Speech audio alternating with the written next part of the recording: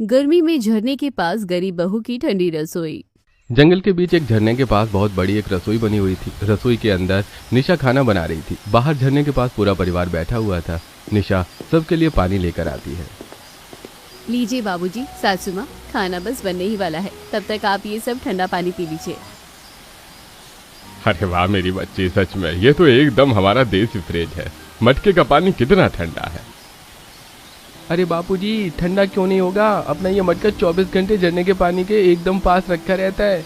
ये पानी नहीं, अमृत है, अमृत। इस भयंकर गर्मी में भी यहाँ झरने के पास कितनी ठंडक है, एकदम दिल खुश हो गया।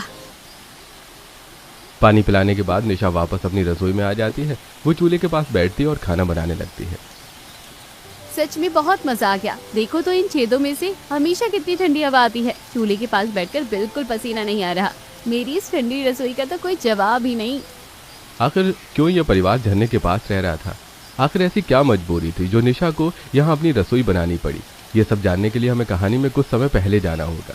दोपहर का समय था। घर की बड़ी बहू कविता रसोई में बैठी हुई खाना बना रही थी। हाय रे गर्मी, मेरा तो दम घुट रहा है इस रसोई में।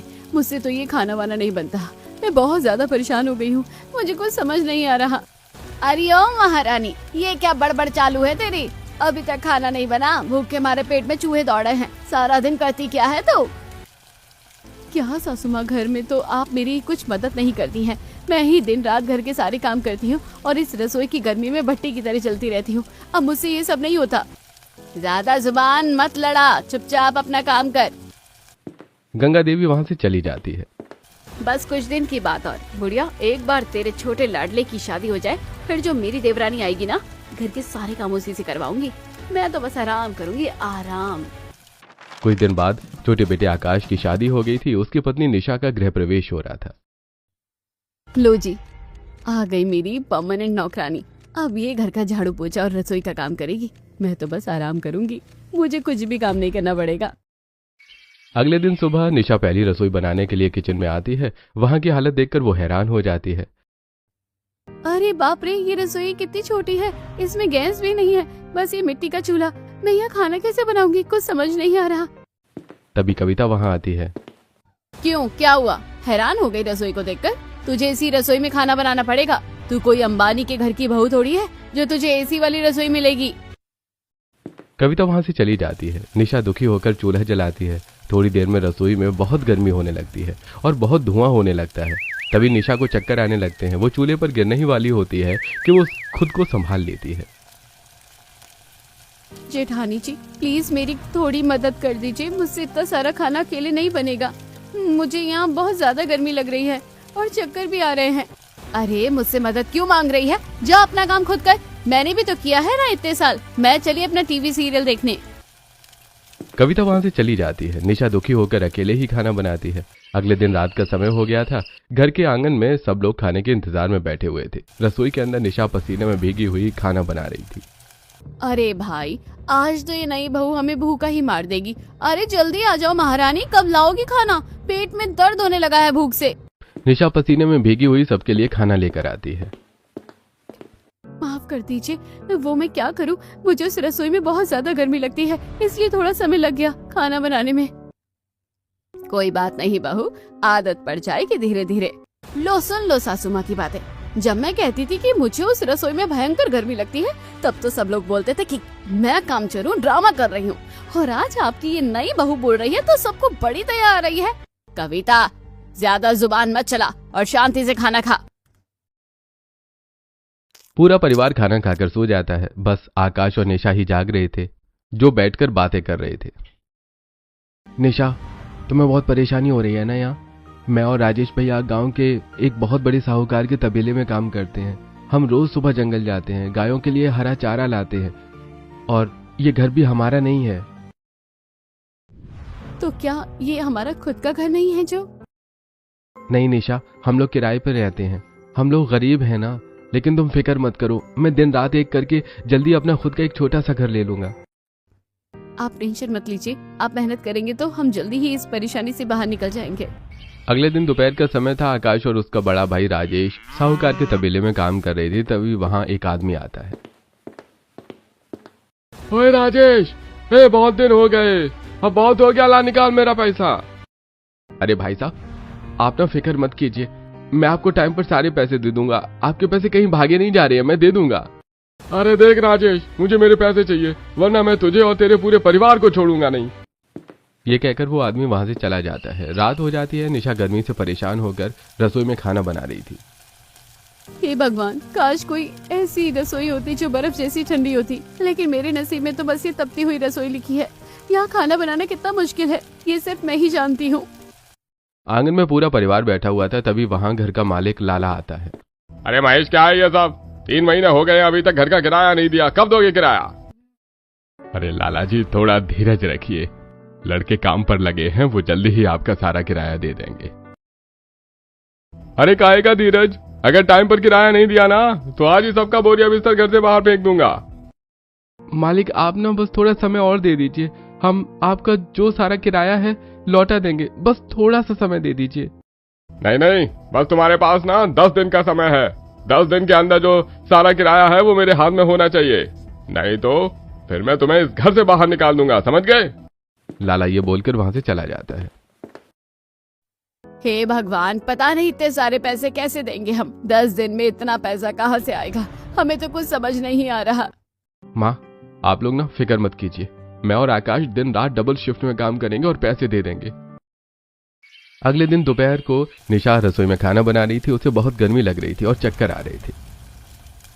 बाप रे, आज तो ऐसा लग रहा है जैसे ये गर्मी मुझे मार ही डालेगी। मुझे कुछ तो करना होगा, इस रसोई को ठंडा करने के लिए कुछ तो जुगाड़ करना होगा। तभी निशा की नजर रसोई में रखे खाली बोरों पर जाती है। हाँ आइडिया, चलो ये खिड़की है ना, इसे थोड़ा सा मैं बड़ा कर दूंगी और इस पर बोरा गीला करके डाल दूंगी। बाहर से जो गर्म हवा आ रही है, लेकिन गीले कपड़े से हवा टकराकर ठंडी हो जाएगी और फिर मेरी रसोई भी ठंडी हो जाएगी। इस तरह मुझे इस भयंकर गर्मी से छुटकारा मिल जाएगा। निशा तुरंत एक बोरी को पानी में भिगोकर खिड़की पर टांग देती है। कुछ देर बाद रसोई ठंडी हो जाती है, लेकिन चूल्हे का धुआं रसोई में भरने लगता है। अरे बाप रे, ये क्या हो गया? ठंडी हवा तो आई, लेकिन यहाँ तो धुआं भर गया। अरे ओ साइंटिस्ट की अम्मा, ये क्या आग लगा दी तूने? धुआं धुआं कर दिया पूरा घर में। मैं कहती थी ना इसके दिमाग के पेच ढीले हैं, अब क्या हमें जलाकर छोड़ेगी? हे भगवान, मेरा तो जुगाड़ ही उल्टा पड़ गया। कुछ दिन बीत जाते हैं। रात का समय था। आकाश और राजेश ने मेहनत करके पैसे इकट्ठे कर लिए थे। आकाश और राजेश सारे पैसे गंगा देवी को देते हैं। माँ ये लो, हमने जैसे तैसे लाला के किराए के पैसे इकट्ठे कर लिए हैं, ये आप संभाल के रख देना। 1-2 दिन बाद लाला आए तो उनको ये पैसे दे देना। जुग जुग जियो मेरे बच्चे, तुमने तो मेरी जान में जान डाल दी। लाओ, इसे मैं अपनी उस छोटी सी लोहे की संदूक में रख देती हूँ, वहाँ एकदम सुरक्षित रहेगी। गंगा देवी पैसे लेकर अंदर कमरे में जाती हैं और अपने छोटे बक्से में रखकर ताला लगा देती हैं। 2 दिन बाद लाला पैसे लेने आता है। लाला तुम्हारे सारे पैसे हो गए हैं, मैं अभी लाती हूँ। गंगा देवी पैसे लेने अपने कमरे में आते हैं और बक्सा खोलकर पैसे निकालने लगती हैं, लेकिन बक्से में पैसे नहीं थे। गंगा देवी ये देखकर हैरान रह जाती हैं। हाय राम, हम लुट गए, बर्बाद हो गए, बक्से में पैसे नहीं है। अरे ओ नाटकबाज बढ़िया, ये क्या नया ड्रामा है? तुम लोगों ने मुझे बेवकूफ समझ रखा है क्या? अरे मालिक विश्वास कीजिए, हमने पैसे इसी में रखे थे, बस हमें कुछ और समय दे दीजिए। सिर्फ 1 हफ्ता, 1 हफ्ते का समय देकर जा रहा हूँ। अगर पैसे नहीं मिले तो पुलिस लेकर आऊंगा। लाला गुस्से में वहां से चला जाता है। पैसे तो मैंने बक्से में ही रखे थे, फिर पैसे कहाँ गए? घर से पैसे कहाँ गायब हो गए? कहीं किसी ने चोरी तो नहीं कर लिए? लेकिन ये किसने किया है? हाय घर में चोर, अब तो मुझे अपने सोने की झुमकों की टेंशन हो रही है। और ये सासू माँ, बाहर से तो कोई आया नहीं, पक्का घर के अंदर ही किसी भेदी ने लंका ढाई है। अगले दिन सुबह पैसा चोरी होने की वजह से आकाश और राजेश जल्दबाजी में पैसे इकट्ठे करने सुबह सुबह ही चारा लेने के लिए जंगल निकल गए थे। हे भगवान, दोनों बेटे सुबह ही अंधेरे में ही जंगल निकल गए। उन्होंने कुछ खाया पिया भी नहीं होगा। देखो दोपहर हो गई है और आज तो बोल कर गए थे कि वो बहुत देर तक काम करेंगे। उनका वो खड़ूस मालिक भी इतना अच्छा नहीं है कि उन्हें कुछ खाने पीने को दे दे। अरे ओ कविता, तुम उनके लिए खाना ले आओ जंगल में। वैसे भी छोटे वाले की तबीयत भी खराब है, तो उसके लिए दवाई भी ले आओ। क्या मैं? और इस भयंकर धूप में? नहीं नहीं, मैं नहीं जाऊंगी, बहुत ज्यादा गर्मी हो रही है, बाहर लू चल रही है, मैं बीमार हो जाऊंगी। मैं नहीं जाने वाली जंगल में। सासू माँ, आप फिक्र मत कीजिए, आप ही खाना मुझे दे दीजिए और दवाई भी मुझे दे दीजिए, मैं जंगल चली जाती हूँ। हाँ हाँ, बड़ी सती सावित्री बन रही है, जा धूप में काले कोयले जैसी होकर आना। निशा टिफिन और दवाई लेकर जंगल में पहुंच जाती है। कुछ देर बाद आकाश और राजेश उसे मिल जाते हैं। निशा, तुम इतनी धूप में यहाँ क्या कर रही हो? जी, आप लोगों ने कुछ खाया नहीं था ना, इसलिए खाना और दवाई लाई हूँ। ठीक है, हम अभी आ रहे हैं खाना खाने के लिए। जब तक तुम वहां उन झाड़ियों के पास छांव में बैठ जाओ। निशा झाड़ियों के पास खड़ी हो जाती है। तभी उसे पीछे से पानी गिरने की बहुत तेज आवाज आती है। वो झाड़ियां हटाकर देखती है और हैरान रह जाती है। झाड़ियों के पीछे एक बहुत बड़ा झरना था जहां पेड़ पौधे लगे हुए थे और एक छोटी सी गुफा भी थी। वाह, देखो तो यहाँ कितनी ठंडक है, बहुत मजा आ रहा है। यहाँ एकदम एसी जैसी ठंडी हवा हो रही है। मेरा तो मन कर रहा है कि मैं यहाँ ही सो जाऊं। निशा वहीं झरने के पास सो जाती है। कुछ देर बाद आकाश और राजेश वहां आते हैं और निशा को जगाते हैं। अरे, ये खाना एकदम ठंडा हो गया है। हाँ भैया, अगर ये खाना थोड़ा सा गर्म हो जाता तो कितना अच्छा होता। आप लोग रुकिए, मैं अभी गर्म करती हूँ। निशा तुरंत वहां पड़े कुछ पत्थरों को इकट्ठा करके एक चूल्हा बनाती है। वो पास ही पड़ी सूखी लकड़ियां लाती है। आग जलाकर टिफिन को पत्थरों पर रखकर खाना गर्म कर देती है। वाह, यहाँ तो चूल्हे पर सब्जी गर्म करने के बाद भी गर्मी नहीं लग रही। ठंडा झरना, हरियाली और ये शांत गुफा, सब कुछ कितना सुकून भरा है। काश मेरी एक ठंडी सी रसोई बन जाए। वैसे भी किराए के पैसे भी चोरी हो गए हैं और घर भी छूटने वाला है। ऐसे में कहीं भटकने से यहीं रहना सबसे अच्छा होगा। शाम का समय हो जाता है। सभी घर वाले एक साथ परेशान बैठे हुए थे। बाबूजी, आप लोग टेंशन मत लीजिए, मैंने एक बहुत बढ़िया जगह ढूंढ ली है। हमें कोई नया घर किराए पर लेने की कोई जरूरत नहीं है। हम सब जंगल में उस झरने के पास रहेंगे। वहाँ एक गुफा भी है और जगह एकदम ठंडी है। अरे, तेरा दिमाग ठीक है? अब हम जंगल में रहेंगे? क्या कोई आदिवासी या टार्जन है जो पत्तों के कपड़े पहनकर होला होला होला करेंगे? वहाँ सांप, बिच्छू और जंगली जानवर हमारा नाश्ता कर जाएंगे। मैं नहीं जाने वाली किसी जंगल में रहने के लिए। चुप कर कविता, ठीक कह रही है। हमारे पास और कोई दूसरा रास्ता नहीं है। लाला 7 दिन में हमें धक्के मार कर निकाल देगा। नया घर लेने के लिए हमारे पास फूटी कौड़ी नहीं है। तेरी सास सही कह रही है बहू, कम से कम वहां सिर छुपाने की जगह तो मिलेगी। हम वहीं चलेंगे। अगले दिन पूरा परिवार अपना थोड़ा बहुत सामान लेकर जंगल में झरने के पास पहुंच जाता है। झरने के पास जो गुफा थी वो बहुत बड़ी थी, लेकिन उसके अंदर बहुत अंधेरा था। निशा गुफा के अंदर जाकर गुफा की साफ सफाई करने लगती है। ये कैसी अजीब सी बदबू आ रही है यहाँ। मेरा तो दम घुटा जा रहा है। इस गुफा में पता नहीं कौन सी मनहूस घड़ी में इस घर में ब्याह कराई थी। तभी गुफा के अंधेरे से एक जंगली जानवर निकलकर बाहर आता है। मम्मी, ओ मम्मी, ये जानवर खा जाएगा मुझे। वो जंगली जानवर वहां से भाग जाता है और कविता वहां से भागने की कोशिश करती है। तभी वो कीचड़ में गिर जाती है। अरे भाभी, ये कोई खतरनाक जंगली जानवर नहीं था, बस जंगली बिल्ली ही थी। अरे जेठानी जी, रुकिए रुकिए, मैं अभी आपको साफ कर देती हूँ। निशा जल्दी से कविता के ऊपर झरने का ठंडा ठंडा पानी डाल देती है। थोड़ी देर बाद रात हो जाती है। पूरा परिवार झरने के पास बैठा हुआ था। देखिए बाबूजी, यहाँ कितनी शांति है। उस तपते हुए घर से तो लाख गुना बेहतर है ये जगह। कल सुबह मैं यहाँ अपनी एक ठंडी रसोई बनाऊंगी। थोड़ा बहुत राशन जो हम लाए थे उससे हम आराम से गुजारा कर लेंगे। आप बस देखना, मैं एकदम मस्त जुगाड़ करूंगी। जगह तो ठीक है बहू, पर मुझे तो समझ नहीं आ रहा कि वो पैसे कहाँ गए। क्या सच में घर के ही किसी भेदी ने लंका ढाई है? माँ, अब जो हो गया है सो हो गया है। अब उन पैसों को भूलकर हमें बस आगे का सोचना होगा। अगले दिन सुबह निशा सबसे पहले उठकर काम में लग जाती हैं। वो जंगल से मजबूत लकड़ियां और केले के बड़े बड़े पत्ते काट कर लाती है। चलो, इस पतली लकड़ी और पत्तों से एक झोपड़ी जैसी रसोई बना लेती हूँ। निशा बड़ी मेहनत से एक छोटी सी पत्तों वाली रसोई तैयार करती है और उसके अंदर मिट्टी से एक छोटा चूल्हा बनाती है। वाह, बन गई मेरी ठंडी रसोई। देखो, पत्तों के अंदर कितनी ठंडक है और पास में ही झरना बह रहा है और यहाँ तो धुआं भी नहीं भरेगा। अब खाना बनाने में बहुत मजा आएगा। मुझे बिल्कुल नहीं गर्मी लगने वाली खाना बनाने में। दोपहर का समय हो जाता है। निशा ने सबके लिए खाना बना लिया था। सारा परिवार झरने के पास जमीन पर बैठकर खाना खा रहा था। अरे यार, इस ऊबड़ खाबड़ जमीन पर बैठकर तो कमर ही टूट गई। यहाँ बैठने की कोई अच्छी व्यवस्था नहीं है। निशा ये बात सुन लेती है। वो तुरंत झरने के किनारे पड़े बड़े बड़े चपटे पत्थरों को उठाकर लाती है और उन्हें एक कुर्सी की तरह जमा देती है। फिर वो झरने का ठंडा पानी उन पत्थरों पर डाल देती है। ये लीजिए बाबूजी, हमारा देसी सोफा। ये पत्थर झरने के पानी से एकदम ठंडे रहते हैं और ये एकदम सीधे भी है। आप लोगों की कमर में दर्द नहीं होगा। अब आप सब लोग इन पर बैठ जाइए। अरे वाह बहू, ये बैठने के लिए तो एकदम सही व्यवस्था है। मजा आ गया। एक दो दिन बीत जाते हैं। दोपहर की तेज धूप की वजह से रसोई के वो केले के पत्ते पूरी तरह सूख गए थे। निशा रसोई के अंदर खाना बना रही थी, तभी अचानक रसोई में आग लग जाती है। अरे बाप रे, आग लग गई। निशा जल्दी से बाहर भागती है और झरने से मटका भरकर पानी लाती है। वो पानी पत्तों पर डालती है और आग बुझ जाती है। पूरी रसोई जल जाती है। लो जी, कर लिया टैलेंट का प्रदर्शन। आज तो ये खुद तंदूरी मुर्गी बन गई होती। अरे और साइंटिस्ट की अम्मा, इतना भी दिमाग नहीं है क्या तेरे पास? अगर तू ताजे पत्तों की रसोई बनाएगी तो वो धूप में तो सूखेंगे ही ना। दिमाग घास चने गया था क्या, जो सूखी लकड़ी और पत्तों के बीच आग जला रही है? कुछ और दिमाग लगाती ना। जेठानी जी, गलती हो गई, मैंने ये सोचा नहीं था, लेकिन अब ये गलती दोबारा नहीं करूंगी।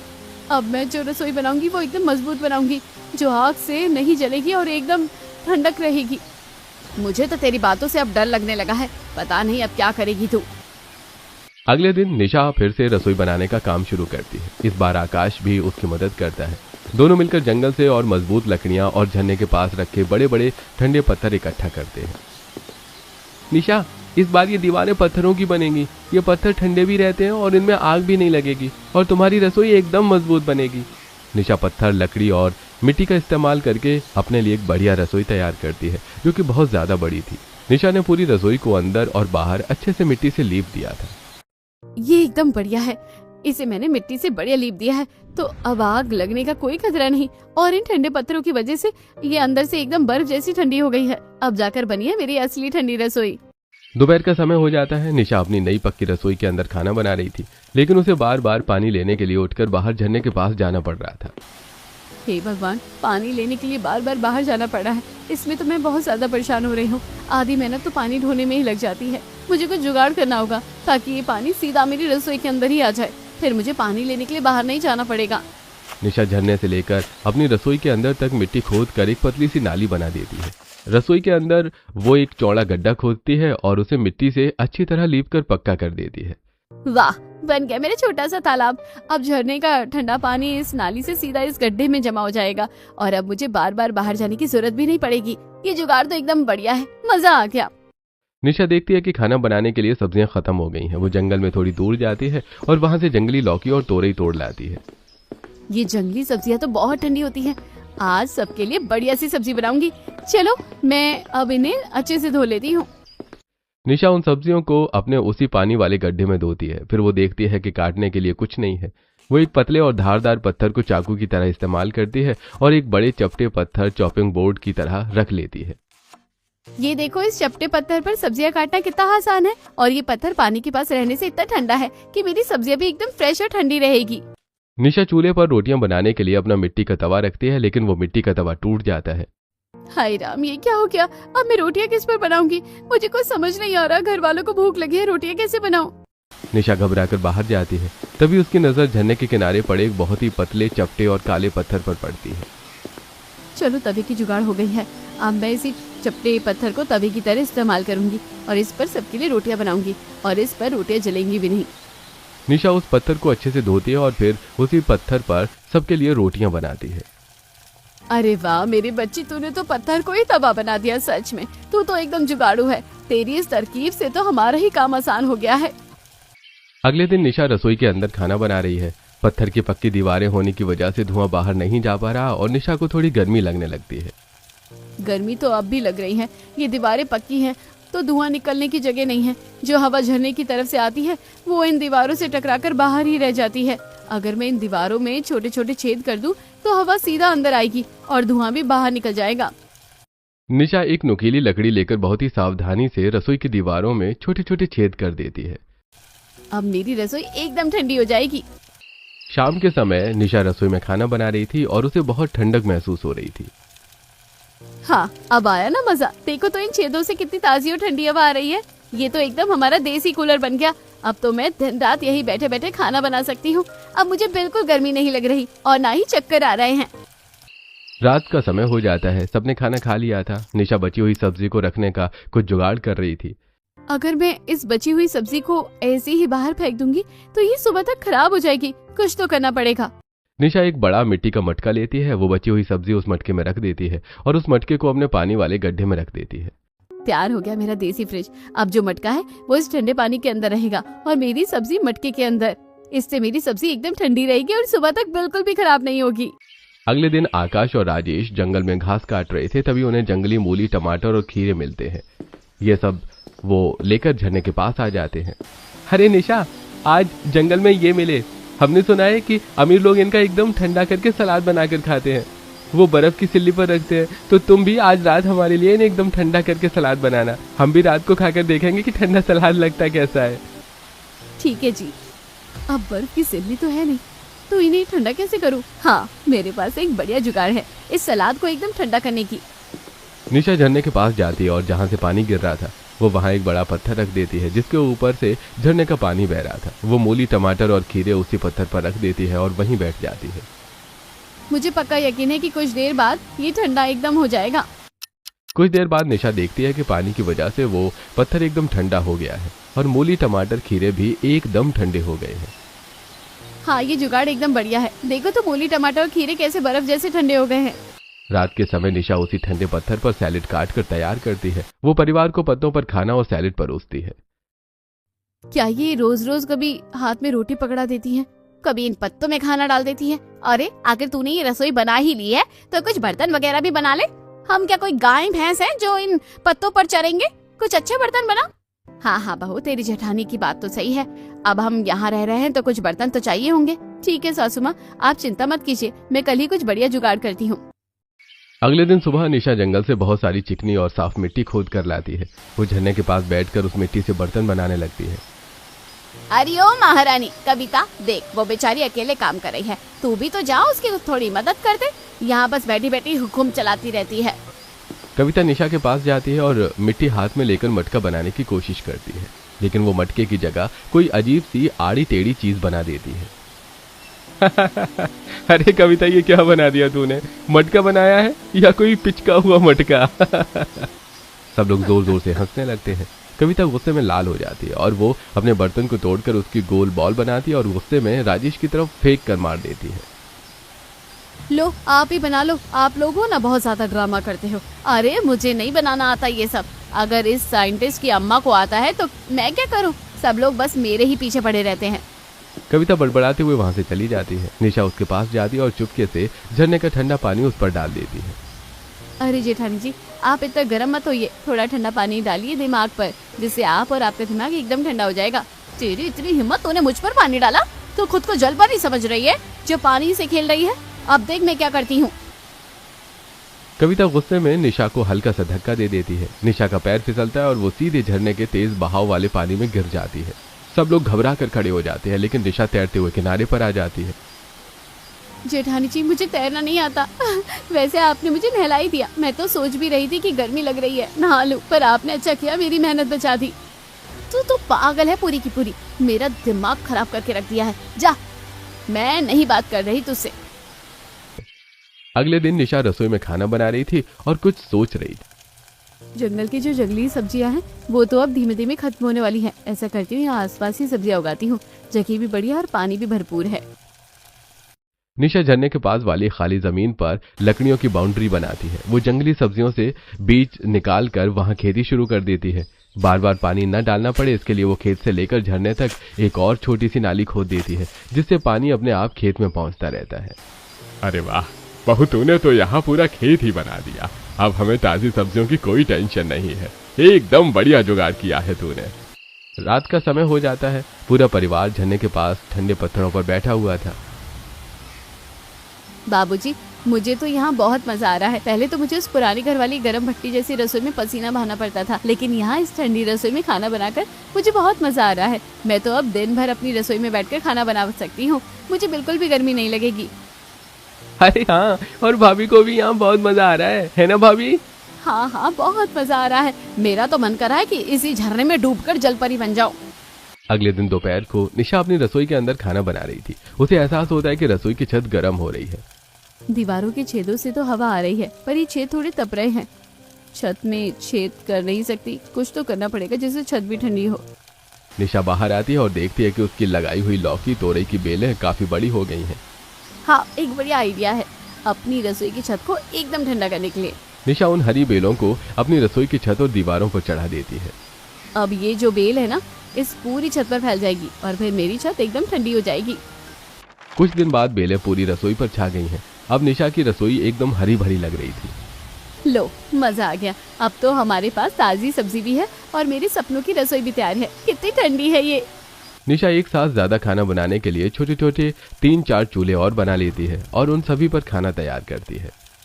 वाह, अब एक साथ सब्जी, दाल और रोटी सब बन जाएगा। अगले दिन झरने के पास पूरा परिवार बैठकर बातें कर रहा था और बहुत खुश था। वहीं निशा अपनी रसोई में खाना बना रही थी। अगले दिन रसोई के लिए सूखी लकड़ियां खत्म हो गई थी। अरे कविता, देख सूखी लकड़ियां खत्म हो गई है और तेरी देवरानी की तबीयत भी थोड़ी खराब है और उसे खाना भी बनाना है। और राजेश, आकाश भी काम पर चले गए हैं। खाना बनाने के लिए सूखी लकड़ियां नहीं है। तू ऐसा कर कि जंगल से सूखी लकड़ियां ले आ। नहीं सासू माँ, मैं नहीं जा रही। चुपचाप जा, सारा दिन महारानी की तरह बैठी रहती है। जा जल्दी। कविता बड़बड़ाते हुए और जंगल की तरफ लकड़ियां लाने चली जाती है। तभी उसके सामने भेड़िया आ जाता है। हे भगवान, यहाँ तो भेड़िए हैं। कविता बहुत डर जाती है। तभी एक डंडा जाकर भेड़िए में लगता है और भेड़िया वहां से भाग जाता है। अरे, ये डंडा किसने मारा? कविता पीछे मुड़कर देखती है। निशा वहां खड़ी हुई थी। उसी ने भेड़ियों को डंडा फेंक कर मारा था।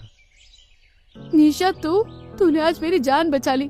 तू बीमार थी तब भी तू यहाँ आई। अगर आज तू नहीं आती तो पता नहीं मेरा क्या होता।